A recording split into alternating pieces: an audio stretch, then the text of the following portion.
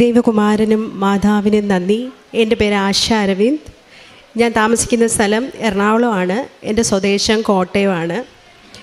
ഞാൻ 2023 മാർച്ച് മാസം 20-ാം തീയതിയാണ് ആദ്യമായിട്ട് കൃപാസനത്തിൽ വരുന്നത്. കൃപാസനം അതിനു മുമ്പേ അറിയാമോ എന്ന് ചോദിച്ചാൽ ആരൊക്കെയോ പറഞ്ഞു കേട്ടിട്ടുണ്ട്, പക്ഷേ എന്താണെന്ന് കൂടുതലായിട്ട് അറിയത്തില്ല. ഇതുവഴി വണ്ടി ഓടിച്ചൊക്കെ പോകുമ്പോൾ ഇവിടെ ഒത്തിരി തിരക്ക് കാണും, ബ്ലോക്ക് ഉണ്ടാവും. പണ്ട് ഇതുപോലെ ആയിരുന്നില്ല, ഇതിൻ്റെ ഫ്രണ്ട് വശം വേറൊരു രീതിയിലായിരുന്നു. അപ്പോൾ ഒക്കെ ഞാൻ എല്ലാവരോടും ചോദിക്കും, ഇവിടെ എന്താ ഇത്ര തിരക്ക്? അപ്പോഴൊക്കെ ഇവിടെ ഒരു പള്ളിയാണ് എന്നൊക്കെ അറിയാമെങ്കിലും ഈ കൃപാസനമാണ് ഒന്നും അറിയില്ല.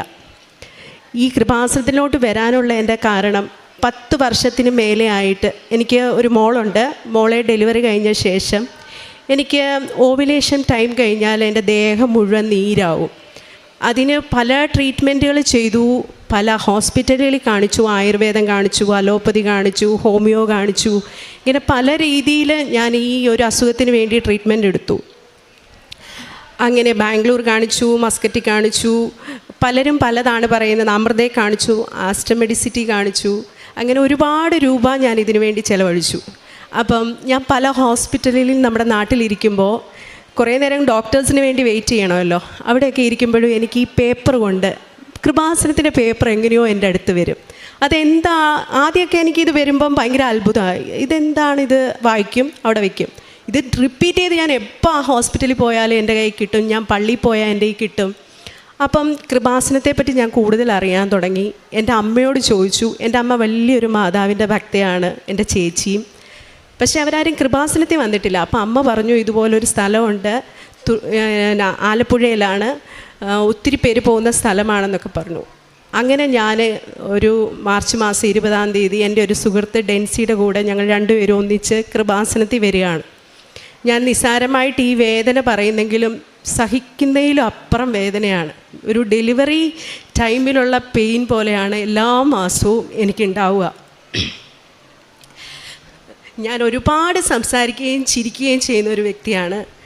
പക്ഷേ ഈ സമയത്ത് എനിക്ക് ആൾക്കാരെ കാണാൻ പോലും പറ്റില്ലായിരുന്നു, അത്രയ്ക്ക് പെയിനായിരുന്നു.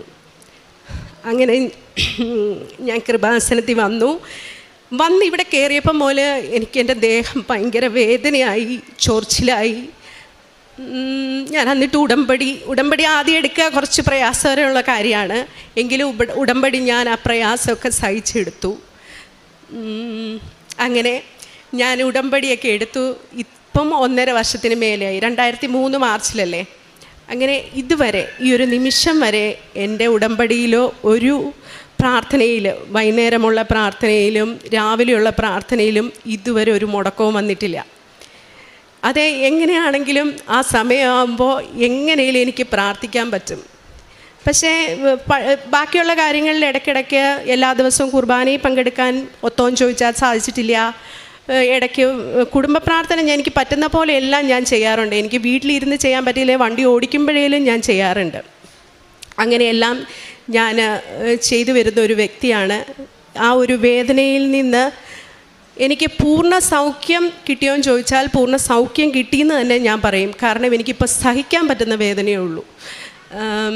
ഈ വേദന കൊണ്ട് എനിക്കൊരു ആങ്സൈറ്റി അറ്റാക്ക് വരെ വന്നിട്ടുണ്ട്, സഹിക്കാൻ വയ്യാത്തതുകൊണ്ട്. അപ്പം അങ്ങനെ ഞാൻ അതുവഴി ഒത്തിരി പേരെ ഇവിടെ കൊണ്ടുവന്നിട്ടുണ്ട്. എൻ്റെ കുടുംബത്തിൽ തന്നെ ഇപ്പോൾ ഒരു 3-4 പേരുണ്ട് ഉടമ്പടി എടുത്ത് പ്രാർത്ഥിക്കുന്നവർ. അതാണ് എൻ്റെ കൃപാസനത്തിലേക്ക് വരാനുള്ളതും എൻ്റെ രോഗത്തിലുള്ള സൗഖ്യവും എനിക്ക് തന്നത്. ഞാൻ സിനിമാ മേഖലയിലാണ് വർക്ക് ചെയ്യുന്നത്. എൻ്റെ മേഖല എന്ന് പറയുന്ന അറിയാമല്ലോ, നമ്മളെപ്പോഴും ആക്റ്റീവായിട്ടിരിക്കേണ്ട ഒരു മേഖലയാണ്. അപ്പോൾ ഈ വേദനകൾ നമ്മളെ ഒന്നും ചെയ്യാനായിട്ട് സാധിക്കത്തില്ലായിരുന്നു.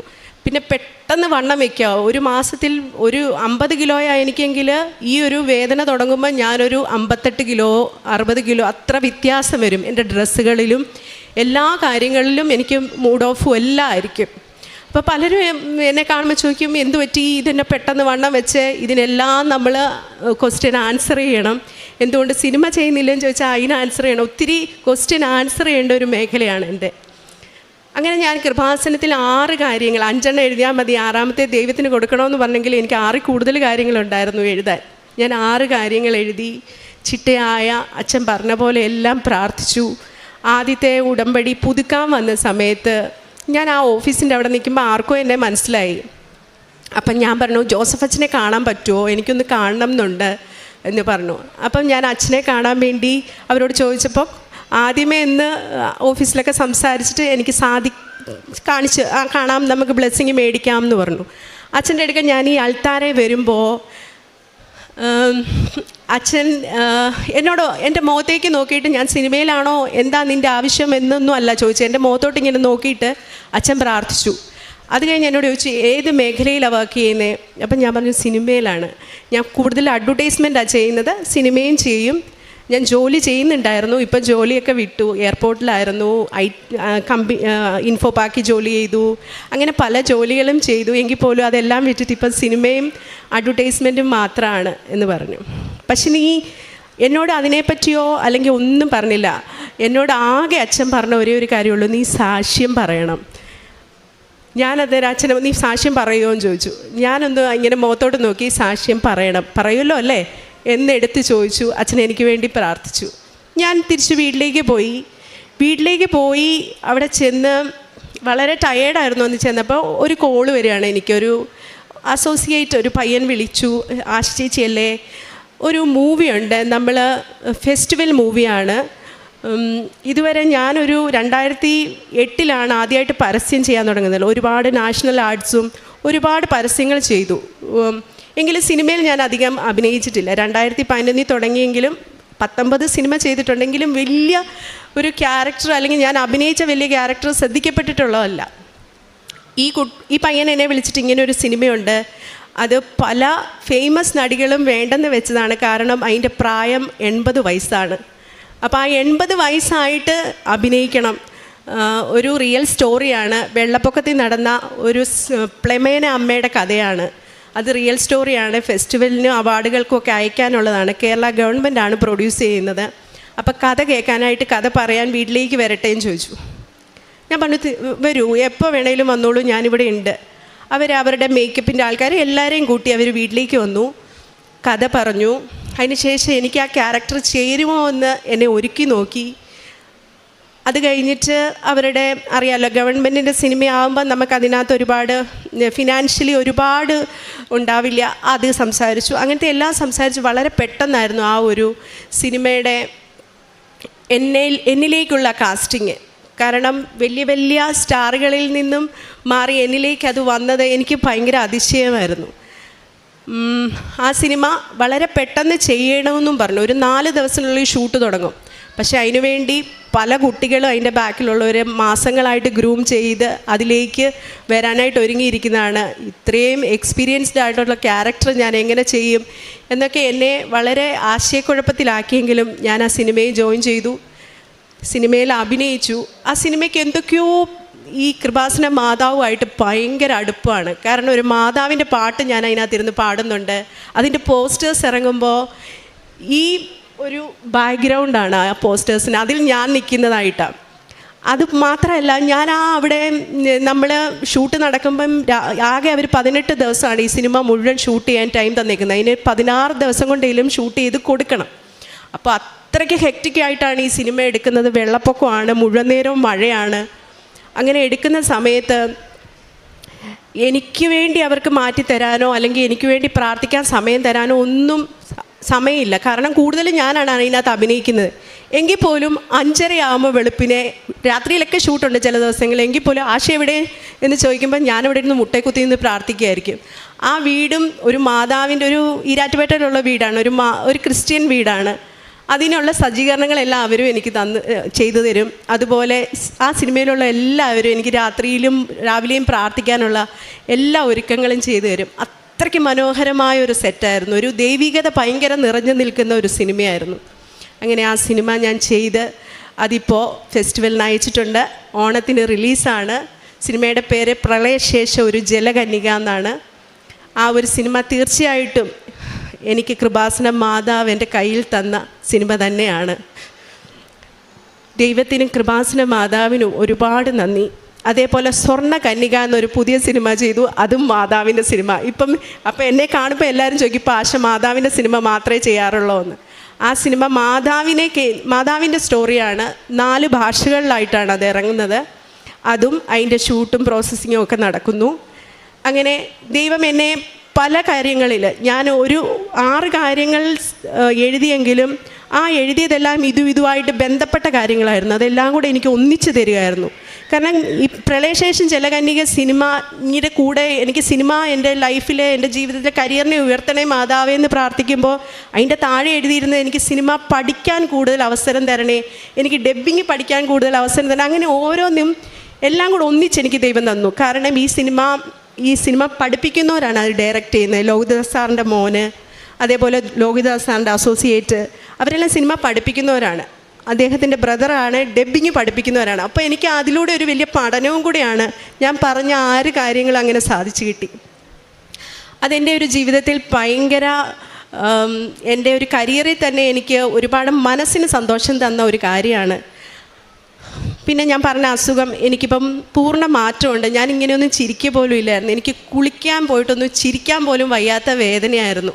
ഒരു കാറ്റടിക്കാൻ വേല, ഇതൊന്നും എനിക്ക് ഏറ്റവും അടുപ്പമുള്ളവർക്കൊക്കെ അറിയാം, പക്ഷേ അല്ലാത്തവർക്ക് അറിയത്തില്ല. പെട്ടെന്ന് എന്താ വണ്ണം വെച്ചേ എന്ന് മാത്രമേ എല്ലാവരും ചോദിക്കാറുള്ളൂ. മൂന്നാമതായി എൻ്റെ അമ്മയ്ക്ക് പെട്ടെന്നൊരു ബ്രസ്റ്റിലൊരു മുഴ വന്നു. അത് ബയോപ്സിക്ക് അയക്കണമെന്ന് പറഞ്ഞു, അയച്ചു. അമൃത ഹോസ്പിറ്റലിലാണ് കൊണ്ടുപോയത്. അവർ ബയോപ്സിക്ക് അയക്കുമ്പോൾ അറിയാമല്ലോ, അവിടെ ഗ്രോത്ത് എടുത്തിട്ടാണല്ലോ. അപ്പം നമ്മൾ ചിലർക്ക് ബ്ലീഡിങ് വരും. അപ്പം 3 ദിവസം നമ്മൾ കൈ അനക്കാൻ പാടില്ല, കംപ്ലീറ്റ് റെസ്റ്റ് വേണം. അപ്പോൾ അമ്മ എന്നോട് പറഞ്ഞാൽ വേദനയുണ്ടോ എന്ന് ചോദിക്കുമ്പോൾ പറയാം വേദനയുണ്ട്. ഞങ്ങൾ ഹോസ്പിറ്റലിൽ നിന്ന് വന്നുകൊണ്ടിരിക്കുന്ന വഴിയാണ്. അപ്പോൾ ഇതുവഴിയാണ് ഞാൻ ചങ്ങനാശ്ശേരി വീട്ടിലേക്ക് പോകുന്നത്. അപ്പം അമ്മ എന്നോട് പറഞ്ഞു എനിക്ക് കൃപാസനത്തിൽ കയറണം, എനിക്കൊന്ന് പ്രാർത്ഥിക്കണം. അപ്പം ഞാൻ പറഞ്ഞു എന്തായാലും ചെയ്യാം. അപ്പം ഞാൻ പറഞ്ഞു അമ്മ ഒത്തിരി നേരം കൈയൊന്നും അനക്കി ഒന്നും ചെയ്യരുത്, കാരണം ഡോക്ടർ പ്രത്യേകം പറഞ്ഞ അമ്മയ്ക്ക് ഷുഗറുണ്ട്. അപ്പം ഞങ്ങൾ രാവിലെ ഇവിടെ കൃപാസനത്തിൻ്റെ ഇവിടെ വന്നു. അച്ഛൻ കുർബാന നടക്കാം. അപ്പോൾ എനിക്ക് കണ്ണീര് സഹിക്കാൻ പറ്റുന്നില്ല. എൻ്റെ കണ്ണീരിൽ നിന്ന് ഇങ്ങനെ വെള്ളം. ഞാൻ ഒരുപാട് അമ്മയെ ഇഷ്ടപ്പെടുന്ന ഒരാളാണ്, എല്ലാവരും അങ്ങനെ തന്നെയാണ്. അപ്പം ഞാൻ കരയുന്നുണ്ട്, എൻ്റെ മോളും കരഞ്ഞു. ഞങ്ങൾ കരഞ്ഞ് പ്രാർത്ഥിച്ചു. അപ്പം അമ്മയ്ക്ക് ഉടമ്പടി എടുക്കണമെന്ന് പറഞ്ഞു. ഞാൻ പറഞ്ഞു ഉടമ്പടിയൊക്കെ എടുക്കാമെന്ന് പറഞ്ഞാൽ ഒത്തിരി നേരം നിൽക്കണം. ആദ്യമായിട്ട് ഉടമ്പടി എടുക്കുമ്പം 4-5 മണിക്കൂർ നിൽക്കണേ. അമ്മയ്ക്ക് ഷുഗറുണ്ട്, അത് മാത്രമല്ല ബ്ലീഡിങ് ഉണ്ട്. ഇങ്ങനെ ബാഗ് എങ്ങനെ ഇട്ടേക്കും ആ ഫ്ലൂയിഡിന് വേണ്ടി. അവിടെയൊക്കെ കയറിപ്പോവുക വലിയ പാടാണ്. പറഞ്ഞിട്ട് അമ്മ കേട്ടില്ല. അമ്മ ഉടമ്പടി എടുത്തു. അവിടെ കയറി ഫ്ലൂയിഡ് പാക്ക് ചെയ്യുന്ന ബാഗും ഒക്കെ ആയിട്ട് ഉടമ്പടി എടുത്തു. ആ ഉടമ്പടി അമ്മ അതേപോലെ പൂർത്തീകരിച്ചു. അമ്മയുടെ റിസൾട്ട് വന്നപ്പോൾ അങ്ങനെ മുഴയേ അവിടെ ഇല്ല. 2ാമത് സ്കാൻ ചെയ്യുമ്പോൾ ഒരു കുഴപ്പമില്ല അമ്മയ്ക്ക്.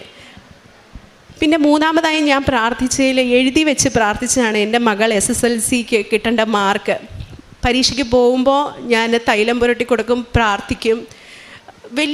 അവളൊരു വലിയ പഠനമുള്ള ഒരാളാണെന്ന് എനിക്ക് അത്ര ഫീൽ ചെയ്തിട്ടില്ല. എന്നാലും പഠിക്കും, പക്ഷേ ഉഴപ്പിയല്ല, പക്ഷേ വലിയ ഇതിലായിട്ട് കോൺസെൻട്രേറ്റ് ചെയ്യാറില്ല. എങ്കിൽ പോലും പരീക്ഷയായപ്പോൾ ആ കുട്ടി ഇരുന്ന് നന്നായി പഠിച്ചു.